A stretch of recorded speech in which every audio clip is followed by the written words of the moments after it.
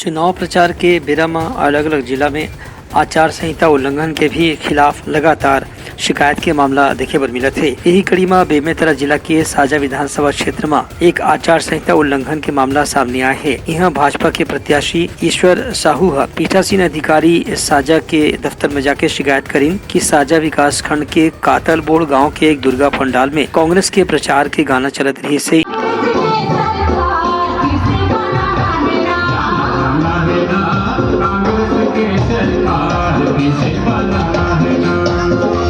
यहाँ कांग्रेस ले मंत्री रवि चौबे है उम्मीदवार हवे। एकर सेती उनकर पक्ष में प्रचार के गाना ला दुर्गा पंडाल से चलाना निश्चित रूप से आचार संहिता के उल्लंघन है। ग्राम कातल बोर्ड जो कि साजा विधानसभा क्षेत्र क्रमांक 68 के अंतर्गत आता है और ग्राम कातल बोर्ड में एक दुर्गा पंडाल के अंतर्गत एक गाना बज रहा था ऑडियो संगीत वाला कि कांग्रेस पार्टी के पक्ष में कांग्रेस का सरकार फिर से बनाना है।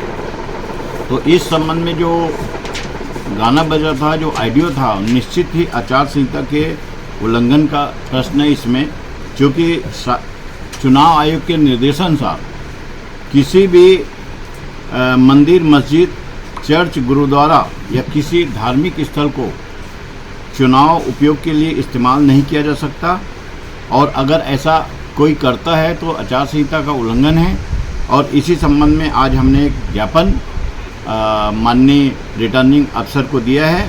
इसमें यह बताया है ईश्वर साहू भाजपा के प्रत्याशी की ओर से कि ऐसा इसलिए किया जा रहा है कि कांग्रेस प्रत्याशी श्री रवि चौबे को प्रत्यक्ष अप्रत्यक्ष रूप से लाभ पहुंचाया जाए और यह जो कृत्य है बिल्कुल आचार संहिता का उल्लंघन है। हम इसकी कार्रवाई की मांग करते हैं।